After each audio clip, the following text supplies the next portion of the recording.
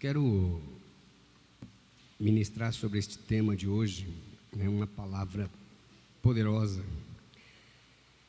que o Senhor falou comigo e me trouxe essa reflexão já há alguns anos. E quando eu fui convidado para ministrar aqui, eu confesso para os irmãos que foi para mim assim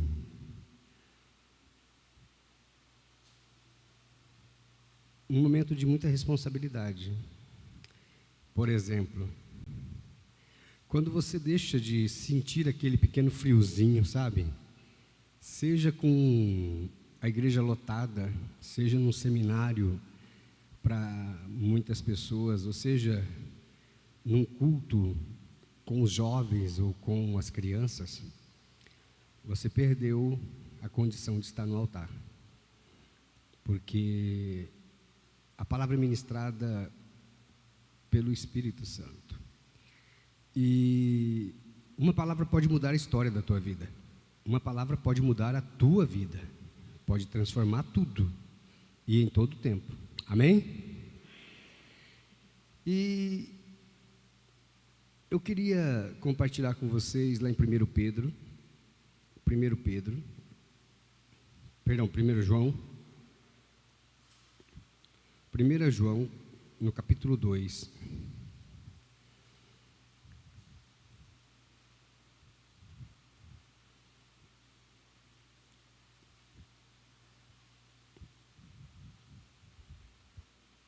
Capítulo 2.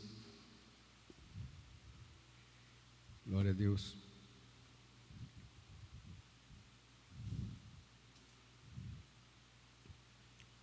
Amém.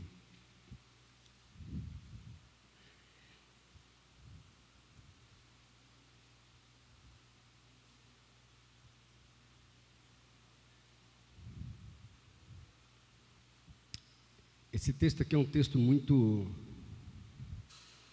forte e que nos constrange muito, nos traz muita reflexão sobre nossa posição neste mundo, sobre o nosso posicionamento. Versículo 14.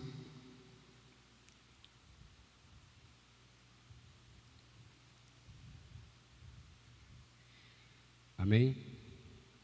Diz assim: eu vos escrevi, pais, porque já conheceste aquele que é desde o princípio.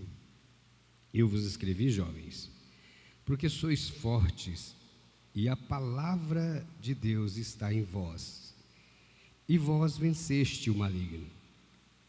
Não ameis o mundo, e nem as coisas que estão no mundo. Se algum homem ama o mundo, o amor do Pai não está nele.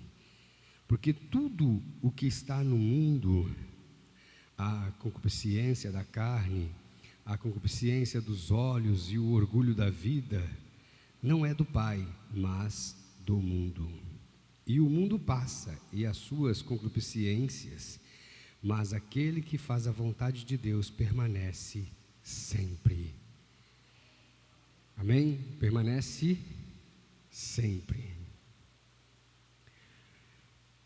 A palavra de Deus, ela é bem viva e eficaz e mais cortante do que qualquer espada de 2 gumes. Viva, porque ela se renova de minuto em minuto, de segundo em segundo, de hora em hora, de dia em dia, de semana em semana, meses e anos. Sempre ela se renova. E aqui o apóstolo Paulo, ele escreve dizendo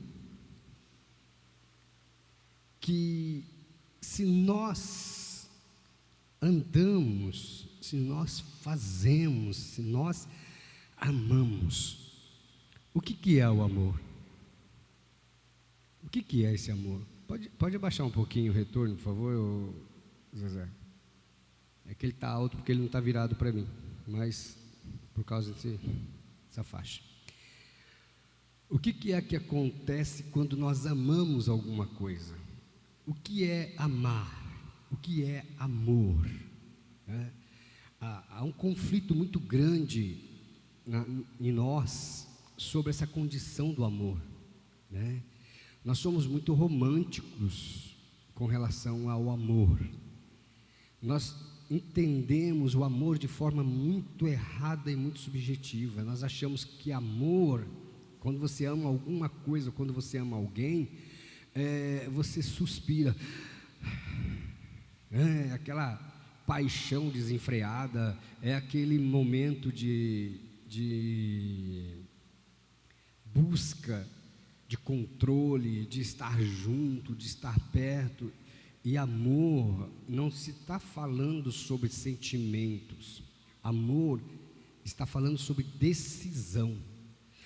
Para amar uma pessoa você não sente, você decide. O que vai acontecer depois, quando você toma essa decisão, aí sim é sentimento. Sabe por que nós nos casamos? Sabe por que nós decidimos casar? Nós decidimos namorar? Nós decidimos transformar a nossa vida? Porque tomamos uma decisão, ou de salvar, ou de ajudar, ou de continuar juntos, ou de levar num processo de construção de relacionamento. Porque muitas pessoas, se não amassem, já teriam decidido romper, largar ou estar no mundo. E aqui o que o Senhor está dizendo, né? Que se você ama o mundo, e aqui é muito grave isso. Jovens aqui, né? Quem tem namorada aí? Está encalhado, irmão? Ficou até vermelho, né? Casais aqui, os casados. Suponhamos você que está namorando aí, que é noivo ou casado. Você já imaginou, você diz que ama a sua esposa, mas ela ama outro homem. Você ama o seu namorado, a sua namorada, mas ele ou ela ama outra pessoa. Como que funciona isso? Alguém já passou por isso?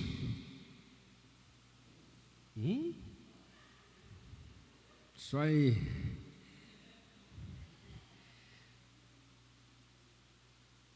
Como que sobrevive esse amor? E é isso que Deus está falando aqui. Ele está dizendo, né, através do apóstolo Paulo, ele está dizendo: olha, se você ama o mundo, nós temos aí um problema. Porque, como que pode isso?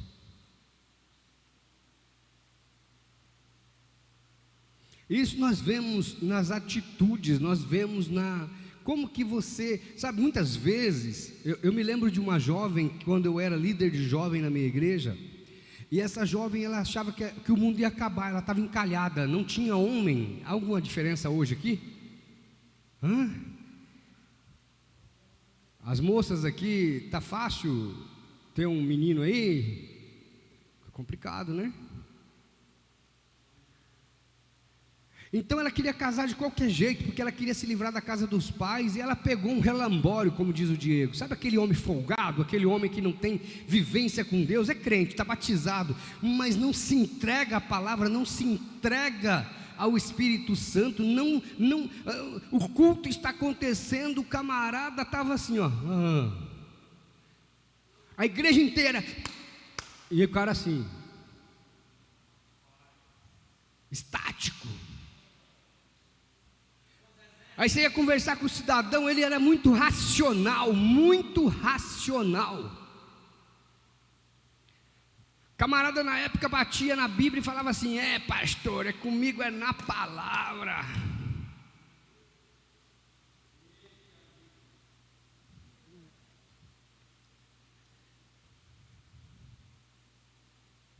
Um dia eu cheguei na irmã, falei: filha, você vai casar com esse moço? Vou, pastor, eu amo ele, mas ele te ama? Não, pastor, ele me ama. Filha, por que você quer casar? Eu não aguento mais a casa dos meus pais, eu não aguento mais meu pai e minha mãe. Mas por quê? Minha mãe só quer que eu faça as coisas em casa, o meu pai fica me cobrando, eu quero sair de casa, eu quero casar, e ele é o homem da minha vida. Não é. Não se resolve um problema com outro problema. Por quê? Porque este homem não tem raízes na palavra, ele é como se fosse um arbusto parasitoide.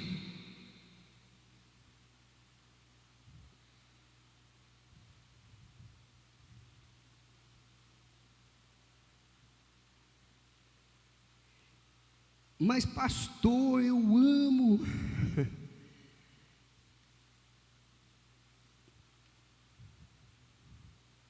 Casou.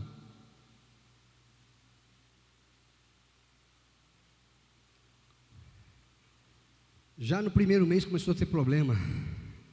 No segundo mês começou a ter problema. No terceiro mês chegava muito tarde, atrasado. Já começou a questionar muito a igreja. Vamos trocar de igreja. Aí já foi para outra igreja, porque aquela igreja era muito barulhenta. Eu quero para uma mais calma, mais tradicional. E foi para essa igreja com 3 meses. Uma menina que era fiel, firme na casa do Senhor, começou a ter comportamentos totalmente agressivos, totalmente fora dos preceitos. E aí, com 4 meses, um dia ela estava andando na cidade, coisa que ela não tinha o hábito de fazer, porque o trabalho dela era num frigorífico fora da cidade. Então não tinha por que ela ir para a cidade. Então um dia ela foi, por algum motivo ela foi no centro da cidade, e ela está lá fazendo algumas coisas. Ela olha para fora e pega o marido dela abraçado, beijando outra.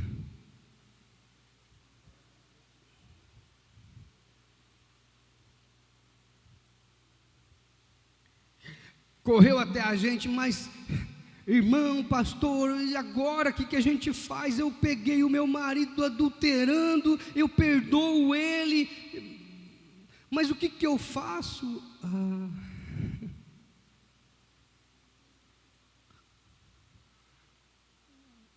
O que ela fez? Ela foi e empurrou a moça, deu um tapa na moça, catou o cara, levou, e o cara brigando, até que passou mais um mês. O cara falou: não gosto de você, eu não quero você, eu não quero nada com você.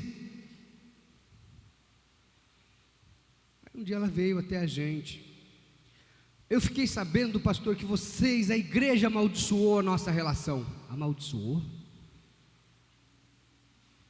Como assim? Vocês sempre falaram que ele não era para mim, que ele não era homem de Deus, é por isso. Eu vim aqui pedir para vocês quebrar a maldição. Quebrar a maldição? Você escolhe errado, você não observou as características de um homem de Deus, e é a igreja que amaldiçoou. O camarada dentro da igreja já dava todos os sinais que ele era simplesmente, como foi ministrado aqui na sexta-feira, uma vassoura de bruxa. Sabe o que é uma vassoura de bruxa? É uma plantinha parasita que gruda na árvore, e por mais profunda que sejam as raízes daquela árvore, por mais profunda que seja, por mais estruturada que ela esteja, essa plantinha, ela rouba as energias. Vocês têm aí os seus equipamentos, né? Você vai procurar lá vassoura de bruxa, ver o que ela faz numa floresta, não é numa árvore.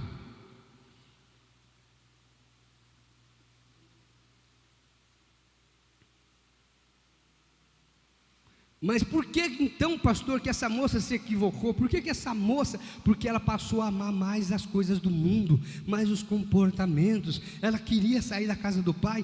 Mas naquela época, há 20 e tantos anos atrás, há 25, 26 anos atrás, e hoje a mesma coisa. Tem gente querendo sair da casa do pai, da mãe, e quer arrumar um rosco, seja homem ou mulher, quer arrumar uma pessoa. Eu quero sair, começar a minha vida, e aumenta só o problema.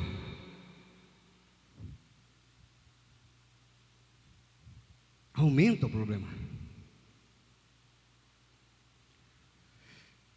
A palavra de Deus, ela é de uma riqueza tão grande, que nos deixa às vezes muito constrangido. Porque quando ele diz isso, ele vai falar para a gente porque não ameis o mundo, nem as coisas que estão no mundo. E o que mais nós fazemos hoje? Hoje nós temos um evangelho centrado na pessoa, um evangelho centrado no irmão, um evangelho centrado em agradar pessoas. Nós não podemos mais agradar a Deus, nós temos que agradar o irmão, porque senão o irmão pula para a igreja que está do lado não é mais um campo coletor de almas, mas sim uma concorrência.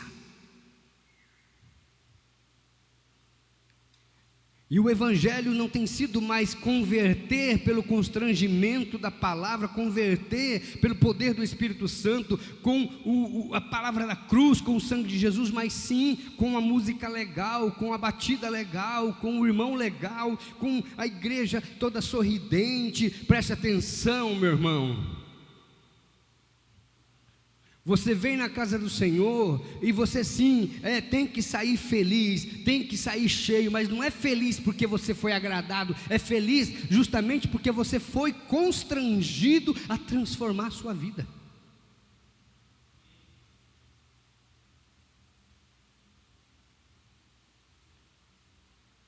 Não é porque eu tenho convicções que eu não tenho que fazer o que eu creio. E aí nós temos um grande problema, porque às vezes não queremos combater este combate.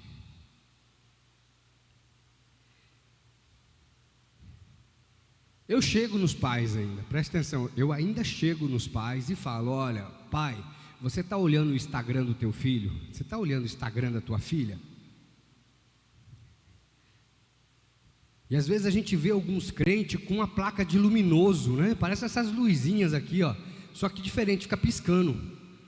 Com comportamentos de prostitutos e prostitutas nas redes sociais. Com comportamentos chulos, com comportamentos nojentos.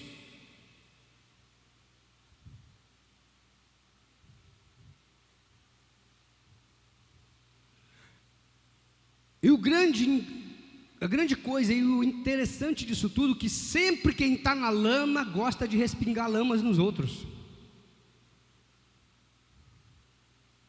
Gosta de lambuzar os outros. Eu estou no pecado, então vem para o pecado também, porque pelo menos a gente está igual, a gente está junto. E por que tudo isso acontece? Porque nos falta raízes, radicalismo. Diga assim, radicalismo. O que é isso? Ah, pastor, eu sou um crente moderado. Sim, glória a Deus, o apóstolo Paulo fala que nós temos que ter moderação, nós temos que ter equilíbrio, nós temos que ter comportamento equilibrado. Mas quando eu estou falando que radicalismo, radicalizar, é ter raízes. Raízes. Quem tem raízes terá dificuldade em ser arrancado. Eu vejo às vezes pessoas que a gente tem que ter tato. Quem já conversou com alguém que você tem que tomar cuidado para conversar? Alguém aqui já fez isso? Você tem que ter muito cuidado para conversar. Você tem que escolher as palavras. Você tem que escolher as palavras. Tem que ter traquejo. Porque às vezes a pessoa, ela não tem nem raiz, um sopro está caindo fora.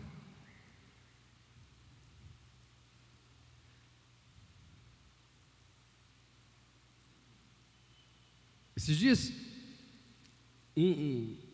uma pessoa me procurou para pedir ajuda e a história dessa pessoa é uma história muito bonita, uma história que é uma história de sucesso, uma história de grande crescimento, uma história de superação, de respeito.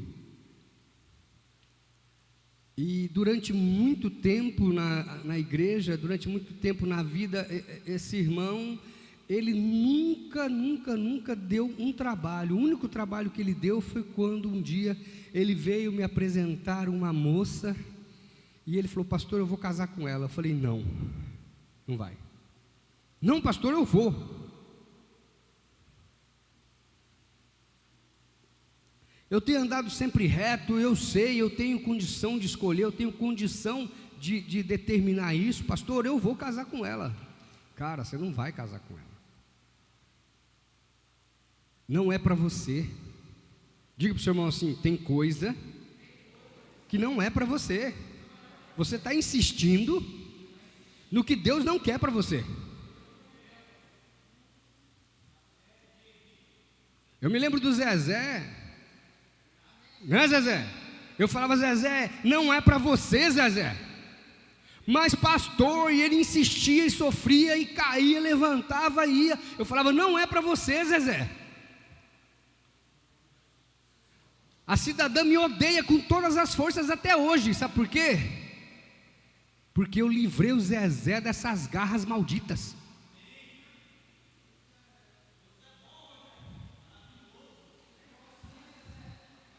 Quer ver o Zezé ter conhecido o inferno? Era não ter me escutado. E eu disse para esse irmão: não é para você. Pois foi insistindo.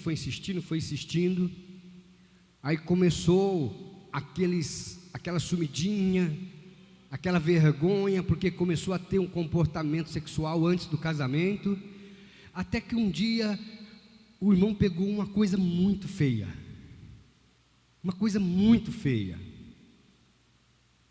Ele pegou a noiva dele roubando ele.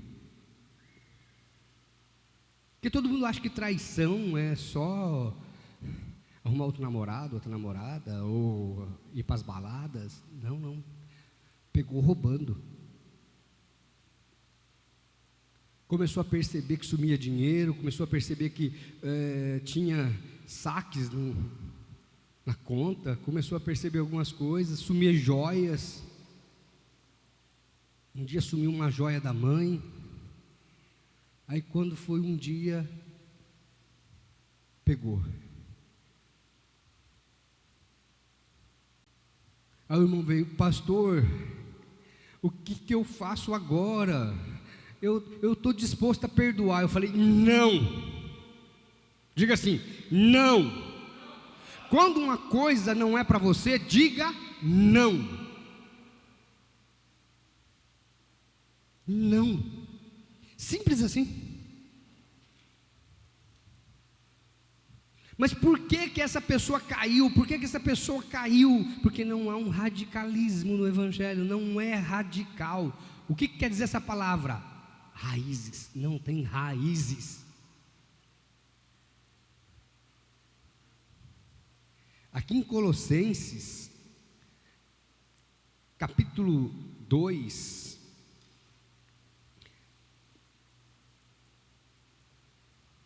diz assim: quero que saibais quão grande combate tenho por vós, pelos que estão em Laodiceia e por quantos não me viram pessoalmente.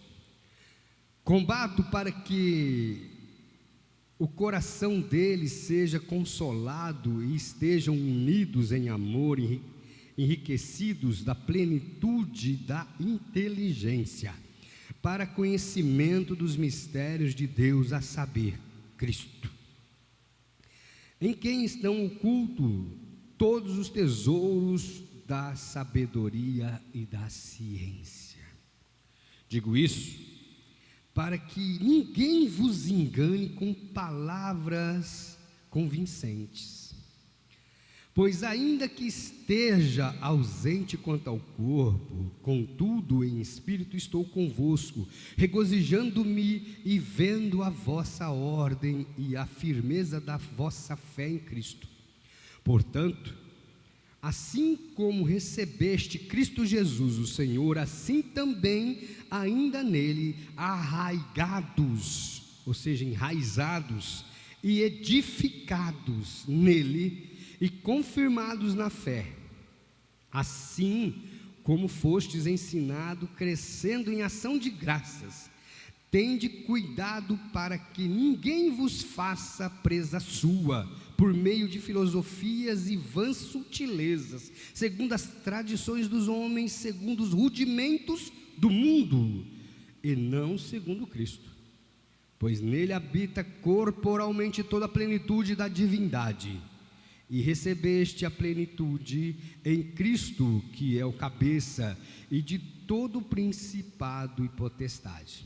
Nele também fostes circuncidados com a circuncisão não feita por mãos humanas, mas com a circuncisão de Cristo, tendo sido sepultados com ele no batismo, nele também ressurgistes pela fé e no poder de Deus, que ressuscitou dentre os mortos, e a vós outros que estáveis mortos nos vossos pecados e na circuncisão da vossa carne, vos vivificou com ele, perdoando-nos todos os vossos delitos, havendo riscado o escrito de dívida que havia contra vós nas suas ordenanças, a qual nos era contrário, tirou do meio de nós, cravando-os na cruz, e tendo despojado os principados e potestades, os expôs publicamente ao desprezo, e triunfou sobre ele. Portanto, ninguém vos julgue.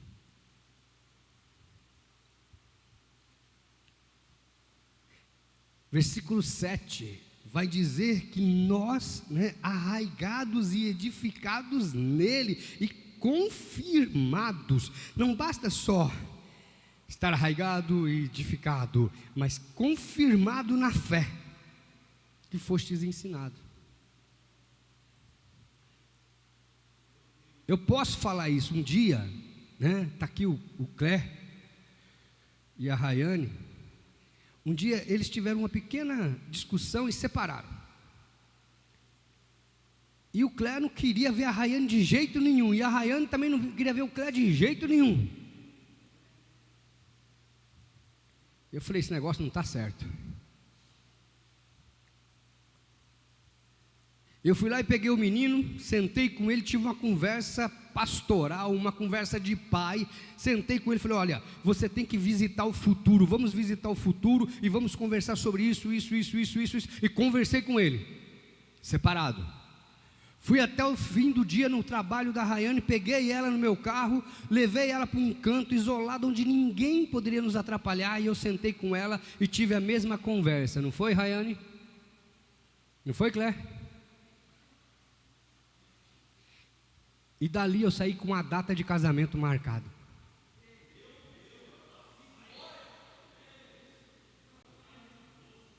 Porque o papel do pastor não é só falar não, é falar sim também. E não é só falar sim, é saber o que dizer. Aquele que está arraigado, aquele que está enraizado, aquele que tem a sua vida plantada na palavra, ele é obediente, ele visita o futuro, ele visita a palavra, ele entende a palavra.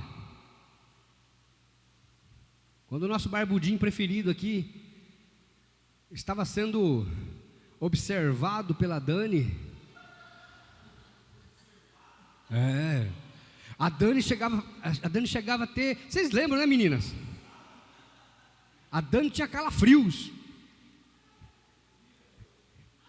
Eu sentei com a menina e fui ensinar ela como conquistar o coração dele. Filha, para você conquistar o coração dele, você precisa fazer isso, e deixa o resto comigo. Eu saía do culto de domingo, ia lá na casa dele, sentava com ele e falava, Madeu, vamos visitar o futuro. Olha, vamos projetar, vamos lá na frente. Você imaginou daqui tantos anos? Olha, essa moça vai estar assim.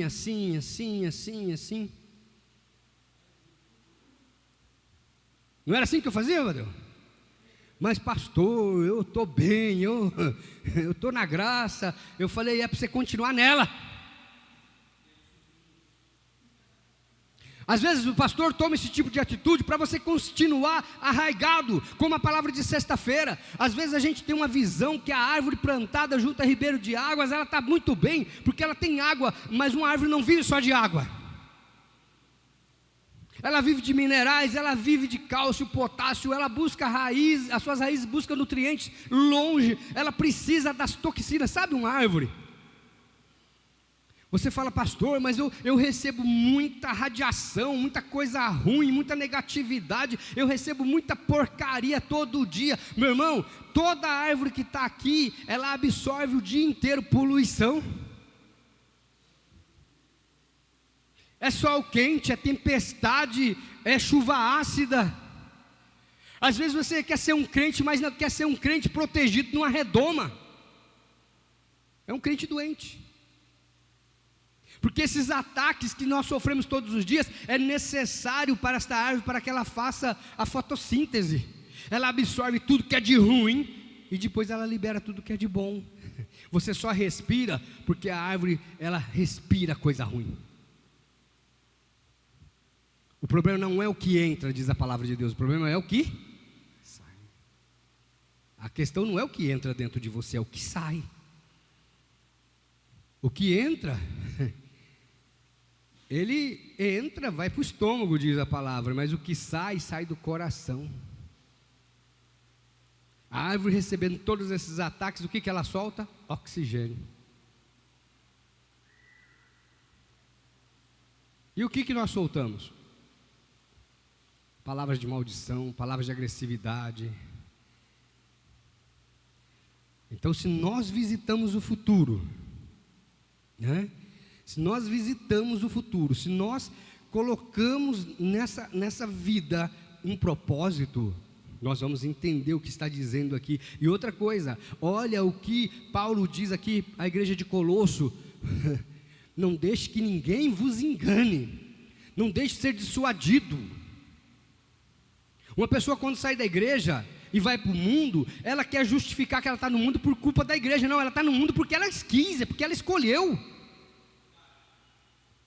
Ah, mas eu estou aqui, me julgam, eu estou ali, me julgam, então já que me julgam ali, presta atenção, quando sois julgados, sois disciplinados pelo Senhor, para não seres condenados com o mundo. Quando eu peguei um casal A ou um casal B e sentei com eles e falei, olha, vamos visitar o futuro, vamos ver isso. Por que eu fiz isso? Para que eles julgassem e pesassem o futuro. Você está vendo aqui, vai ser bom para você.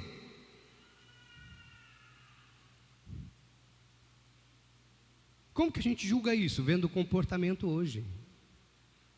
Você vai ver um pé de manga produzir melancia? Você vai ver um pé de abacaxi produzir uva? Pergunte para a pessoa que está do lado, que planta você é? Que fruta você é?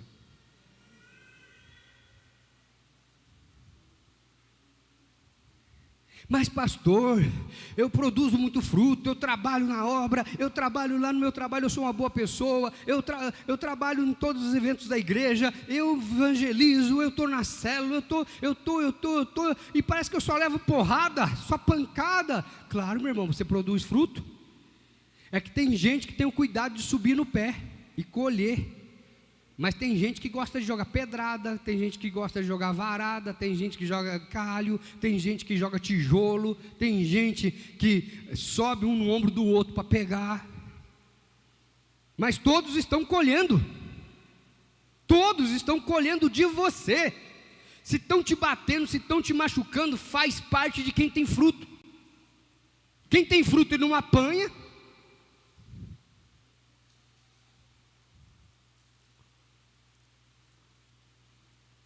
e é isso que a palavra está nos ensinando hoje. Amém? Você decidiu? Ah, pastor, aos casados aqui, eu confesso para o senhor que eu errei. Eu confesso para o senhor que num ato de desobediência, e eu errei, me casei com a mulher que não era para eu me casar, eu me casei com um homem que não era para eu me casar, ou estou namorando a pessoa errada, e agora, o que eu faço? Agora eu quero convidar você a tomar uma decisão. Diga assim: amor não é um sentimento. Amor não é um sentimento. Mas a Bíblia diz, sim, a Bíblia diz. Amor é decisão. E a ciência? A psicologia também. A psicologia diz claramente que amor não é um sentimento. É uma decisão de promover ao outro um sentimento. Presta atenção. Amor é uma decisão de promover ao outro um sentimento. Não é nem para você. Se eu amo uma pessoa, eu não espero nada em troca, eu só dou. Aqueles amores, sabe aquelas pessoas que diz que ama, mas faz tudo ao contrário? Só ofende, só machuca, só fala palavras ríspidas, mas eu te amo, bate, mas eu te amo. Não ama não, porque a decisão de amar é a decisão de amar o outro. É que as pessoas hoje, elas tomaram uma decisão de se amarem, de amar a si mesmo, de centrar em si mesmo. Então se o outro ama ela, o outro tem que fazer o que ela quer. Isso não é amor, isso não é nem paixão, isso é sentimento de posse. A Bíblia condena isso como obra da carne, ciúmes.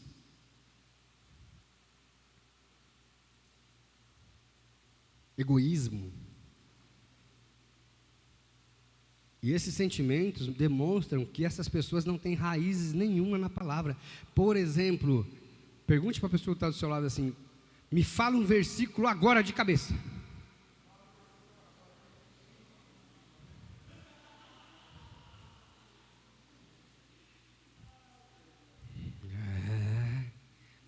Irmãzinha, presta atenção aqui, presta atenção aqui. Presta atenção aqui, irmãozinho e irmãzinha, tá? Você que fica aí em Instagram fazendo gracinha, dançando porcaria, você nem raiz tem. É por isso que parece que a igreja te constrange. Não é que a igreja te constrange, é que a igreja mostra você mesmo no espelho. A igreja revela todos os dias quem você é.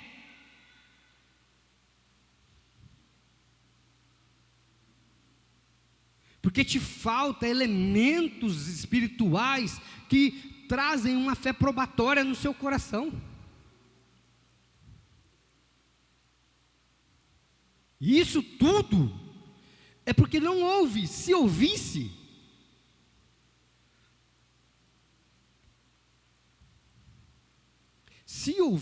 não faria.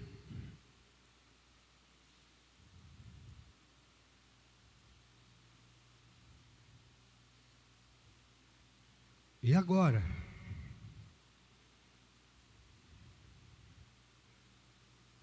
O que eu vou fazer? Como que eu vou ficar enraizado na palavra de Deus? Só tem um jeito, amém? Só tem um jeito. O que tem que fazer? Replantar. O que quer dizer isso? A gente trata o terreno, prepara o terreno, escava, arranca a árvore que estava plantada num terreno onde as suas raízes estavam rasas e sem nutrientes. Arranca essa árvore e planta num terreno fértil. E como que isso se dá? Eu tenho que querer.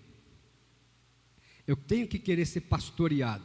Presta atenção, diga assim: pastoreio precisa de pastor. Torada precisa de toureiro. Entendeu isso? Conseguiu entender isso?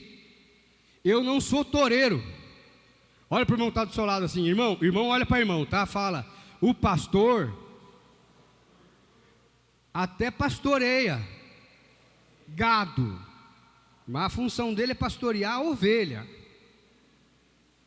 Diga assim, irmão, olha bem, fala, irmão, o pastor está muito preocupado com o seu chifre.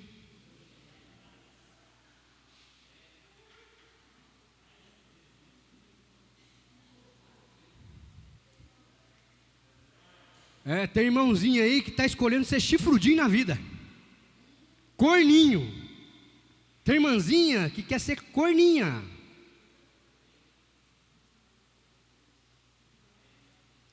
Olha para o seu irmão e fala assim, diga para ele assim, comigo não pega. Porque aí você, irmão, não quer um pastor, você quer um toureiro. Você, irmã, não quer um pastor, uma pastora, você quer uma toureira.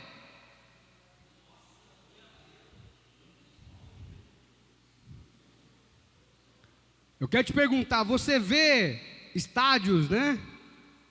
Arenas para tourada em todo mundo? Todo país tem arena de tourada? Só tem num lugar, na Espanha. Diga para o seu irmão assim, olha para o seu irmão assim e fala assim, levanta a mão, fala, levanta a mão assim, fala, eu não moro na Espanha. Está entendendo, irmão? Que as suas escolhas podem transformar o seu futuro, pode atrasar a sua vida em décadas. A sua escolha pode atrasar a sua vida em décadas. Quantos casais hoje vivem uma vida amarrada porque trazem histórias do passado, filhos do passado, sogros do passado, porque um casal quando se separa, ex-marido é ex-marido, mas não existe ex-pai, não existe ex-vó, não existe ex-mãe, não existe ex-tio. Existe ex-marido. Então se você escolher errado hoje, você vai atrasar a sua vida por décadas. Você vai viver um conflito por décadas. Então isso nós temos que ter na nossa vida. Se nós temos uma vida arraigada na palavra, se nós temos uma vida não ligada ao mundo, se amamos a Cristo, tomamos decisão. Tá? Tomamos decisão. Eu decidi, Jesus, te eleger como meu Senhor. E o meu direito? Meu direito é de não ter direito algum. E o meu querer é tão somente o seu querer. E para isso eu empenho a minha palavra, que é a palavra de Deus. Amém? Eu quero perguntar, você decidiu amar? Decidiu? Olha bem para a pessoa que está do seu lado. Você decide amar essa pessoa? Vamos colocar de pé. Se você estiver aqui enquanto casal, eu gostaria que você se juntasse com seu marido, sua esposa, com sua namorada, né? Eu me lembro um dia desse que um tempo atrás eu fui pregar numa igreja e eu falei assim, você que está com o seu cônjuge, com o seu namorado, namorada aqui, se ajunte aí. Aí 2 irmãos se ajuntou e deu um selinho dentro da igreja. Aí a coisa ficou esquisita, né?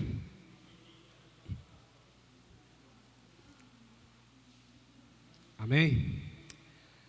Se você está junto aí com seu namorado, sua namorada, ou com seu irmão de sangue, né? Eu gostaria que você dissesse para ele ou para ela, né? Eu decido. Diga assim, eu decido te amar. Você entendeu o que você acabou de dizer? Você decidiu amar? Você decidiu amar? Eu decido te amar. Lembrando que quando você decide amar uma pessoa, você não espera dela nada. Você só dá. Você não espera nada. Porque amar não é sobre você, é sobre ela. Então você canaliza todo o seu foco para ela ou para ele. E aí o restante você vai colher em nome de Jesus, amém? Quero orar por você. Feche teus olhos. Senhor, em nome de Jesus, quebra toda maldição, quebra todo laço, destrua, Senhor, toda a hóstia do inferno que tem se apropriado destes irmãos, que tem cercado, que tem vindo, buscando destruí-los, buscando causar sobre suas vidas um constrangimento terrível. Meu Deus, em nome de Jesus, que o teu poder, a tua graça, que o teu Espírito venha derramar sobre eles esta palavra, em que eles não amem mais o mundo, nem as coisas que estão no mundo, mas amem o Senhor, e amar o Senhor acima de todas as coisas, amar o Senhor em cima de toda escolha, porque o Senhor é a primeira escolha em nossas vidas, o Senhor é primeiro, e a tua palavra diz: buscar primeiro o reino de Deus e toda a sua justiça, e todas estas coisas te será acrescentada.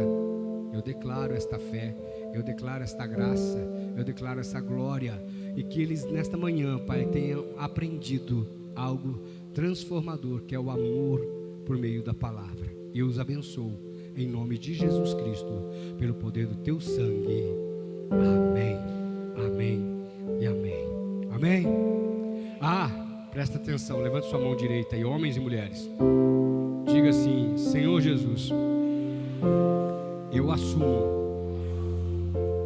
esta palavra que foi declarada da minha boca. Eu decido amar quem está aqui do meu lado, e a partir de hoje farei tudo que estiver ao meu alcance para mostrar o verdadeiro amor, em nome de Jesus. Amém, amém. Aplauda Jesus, glória a Deus, aleluia, aleluia, amém, amém, amém.